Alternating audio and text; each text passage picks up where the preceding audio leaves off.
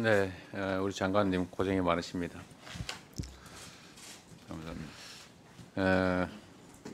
이제 장관이라는 직책하고 국회의원이라는 직책은 완전히 달라서 국회의원이야 특정 정당에 포함되어 있으니까 그 정파적 입장을 유지해도 되고 또 그게 또 마땅할지 모르겠습니다만 일단 정부의 한 중요한 역할을 맡으면 국민 통합이라고 하는 과제에 더 중점이 있는 건 맞겠지요?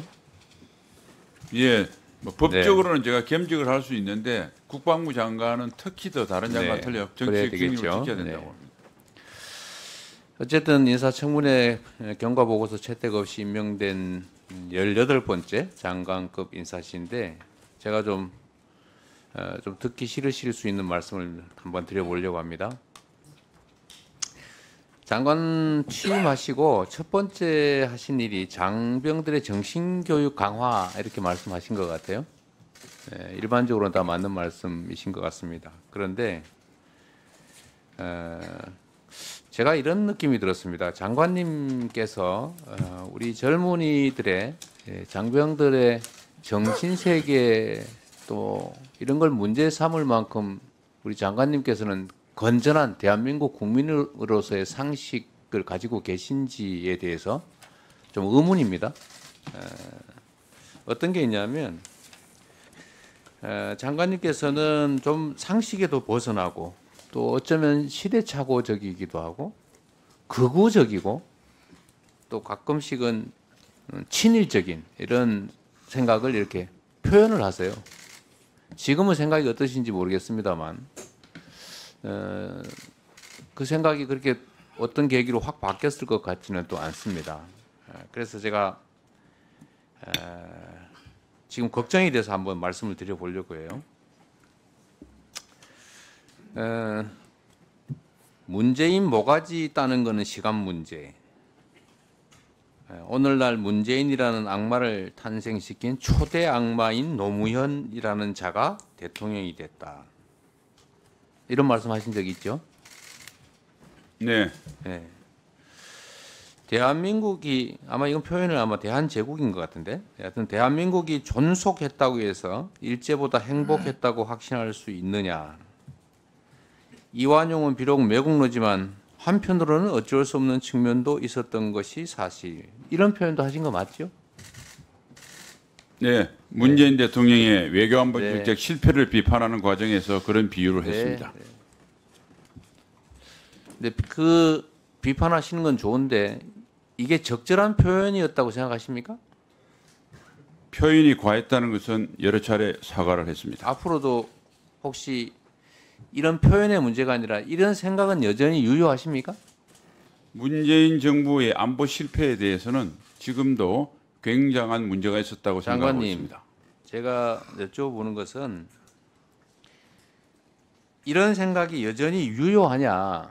아까 사과, 유감 이런 말씀하셨는데 실제로 여전히 그런 생각을 하시냐? 이걸 묻고 싶은 겁니다. 아, 네. 표현은 사과했으나 내용은 그대로입니다. 내용은 여전하군요. 전두환 씨가 나라를 구해야 되겠다고 해서 나온 거다. 이거 군사 쿠데타를 뭐 찬양했다면 좀 그렇고 어쨌든 합리화하는 발언인 거 맞죠? 합리화가 아니고 군사 쿠데타가 일어날 수 없다는 걸 강조하는 과정에서 나온 표현입니다. 나라를 구하기 위해서 그럼 5.16 군사 쿠데타는 옳은 일이었다고 생각하지는 않는다 그 말인가요? 예, 전혀 옳은 일이 아니고 네, 알겠습니다. 그거는 군사 반란이라는 우리 존중한다고 그랬습니다. 그 결정은. 또 하여튼 이런 말씀들을 하시는데 결국 생각이 이렇다는 걸 보여주는 거죠. 말이라고 하는 것은 생각을 보여주는 거 아니겠습니까?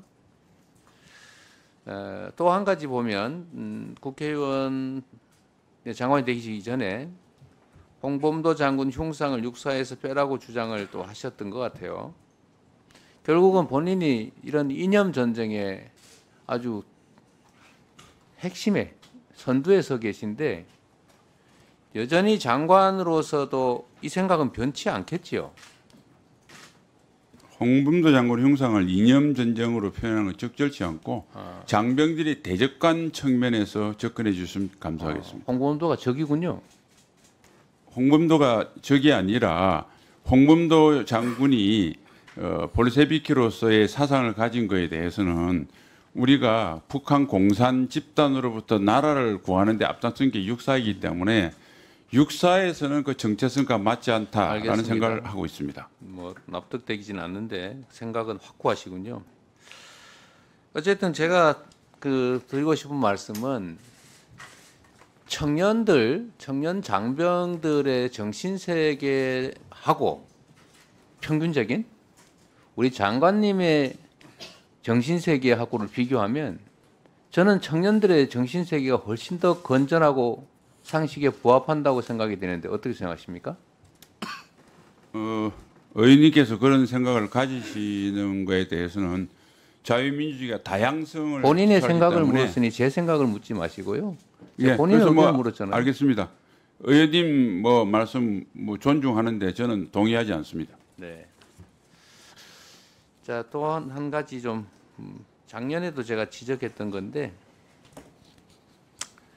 이 정부의 특성을 보면 말로만 하는 경향이 많아요. 말하고 행동이 완전히 따로따로입니다. 말 따로 행동 따로. 말따 행따 정부라고도 하던데요. 삼축 체계 강화 계속 얘기하고 있고 국방 전력 강화의 핵심적인 과제인 거 맞죠? 그런데 작년에도 이미 지적했습니다만 올해도 보면은 삼축 체계에 관련된 신규 사업 11개 중에서 7개가 반영되질 못했어요. 이게 삼축 체계 중요하다라고 계속 얘기하면서도 실제로 진행되는 걸 보면 그 껍데기뿐인 것 같아요. 좀 더 여기에 우리가 역량을 좀 쏟아 넣어야 된다 이런 생각하지 않으십니까? 네, 부족한 부분은 계속 보완하도록 하겠습니다. 말로만 하지 말았으면 좋겠다 그런 뜻입니다. 행동으로 노력하겠습니다. 네. 행동으로 하신다는 말이 그냥 말뿐으로 끝나지 않기를 바랍니다. 제가 지금 9.19 군사합의 관련해서 한번 간단하게 의견을 물어보도록 하겠습니다. 자, 이 9.19 군사합의 때문에 남북 간의 군사 충돌이 줄어든 것은 인정하십니까? 네, 직접 충돌은 다소 감소했으나 그동안 북한이 핵미사일 능력을 완전하게 고도화했기 때문에 그러면은 사실상 더 위험해졌습니다. 군사 합의를 파기하면 핵 위협이 줄어듭니까? 핵위협의 정강과는 큰 관계는 없지만은 북한이 나쁜 마음을 먹었을 때 훨씬 우리 국민을 보호할 수 있는 것이 효력 정지라고 생각합니다. 제가 그 관련성이 있다고 한 게 아니고 북한의 위협이 충돌이 줄어들었다는 의원님 말씀에 충돌이 줄어들었던 건 사실이나 거기에 쓸 신경을 핵미사일을 고도화하는 데 더 집중했다는 말씀을 드린 겁니다. 제가 드리는 말씀은 9.19 군사 합의를 파기하면 군사 충돌이 줄어듭니까? 충돌은 북한이 모든 군사적인 충돌은 3,000여 이상 북한의 계획적인 도발 때문에 발생했습니다. 절대 우발적인 충돌이 아닙니다. 그래서 북한이 나쁜 마음을 먹었을 때 훨씬 더 국민을 보호할 수 있는 것이 정찰 감시 재개 등 9.19 합의의 효력 정지라고 생각합니다. 효력 정지를 하면 군사 충돌이 줄어든다고 하는 것은 논리적으로 전혀 관련성이 있는 것 같고요. 이건 결국은 지금 윤 정부 들어서서 남북 간의 충돌이 급격하게 늘어났는데 결국은 군사 긴장을 강화하거나 아니면 도발을 유도하는 측면이 있는 우리 장관님의 생각 같아서 걱정이 돼서 드리는 말씀입니다. 제가 이것만 물어보고 그만할게요. 전쟁에서 이기는 게 중요하죠. 장관님.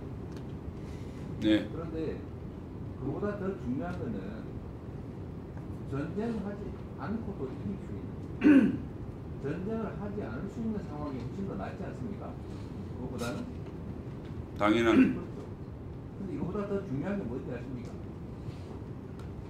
전쟁을 할 필요가 없는 평화 상태를 만드는 게 진짜 안 봅니다. 이것도 맞긴 합니까? 네.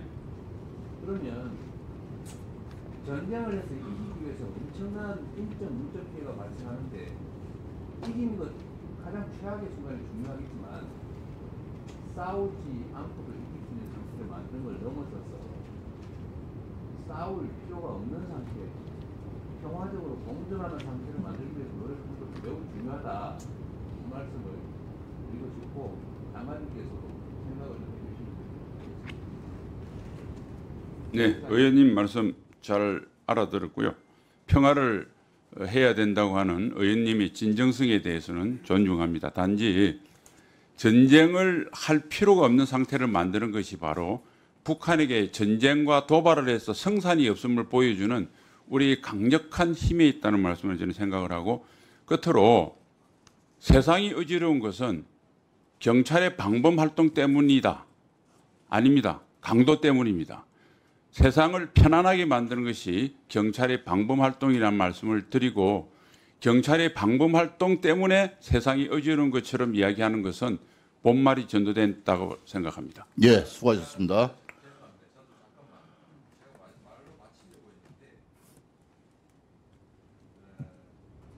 그런데 말입니다. 네.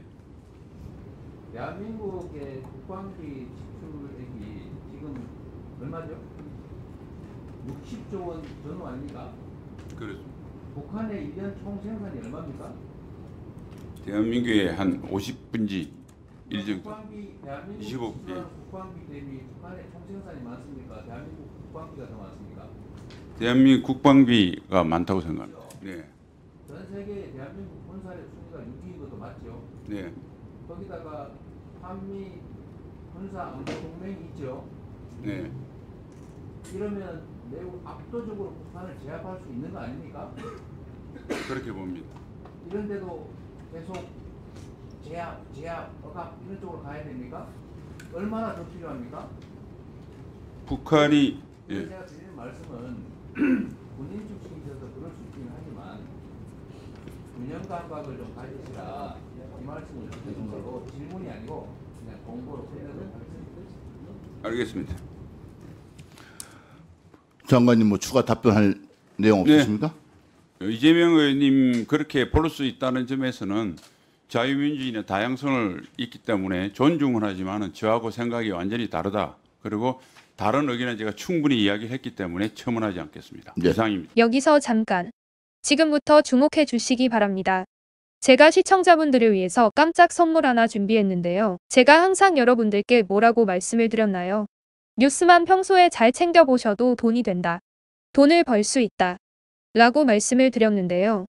여기 보이는 각종 뉴스를 보게 되면 여러분들은 어떤 생각이 드세요? 그냥 뉴스만 보고 끝내는지 아니면 이 뉴스를 어떻게 이용할 수 있는지 이 부분을 고민하고 계시는지를 여쭤보고 싶습니다.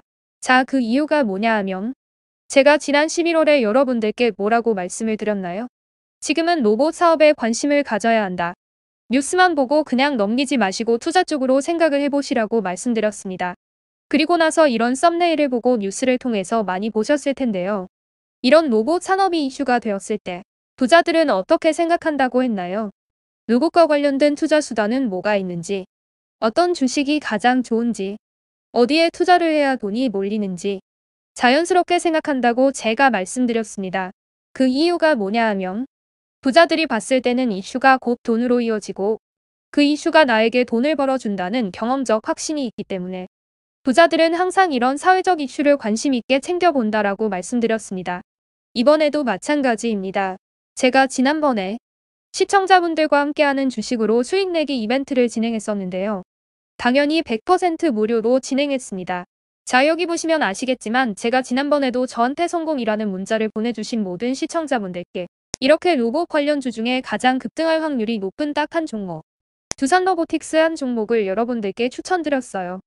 그러면서 여기 나와 있는 대로 정확히 얼마에 매수해야 하는지, 그리고 수익률이 어느 정도 나왔을 때 팔아야 하는지 여러분들께 정확히 알려드렸었는데, 오른쪽을 보시면 아시겠지만 제가 11월 초에 문자로 이 두산로보틱스를 소개해드리고 나서 실제로 2달도 지나지 않아서 이렇게 주가가 2배 이상 급등이 나왔죠.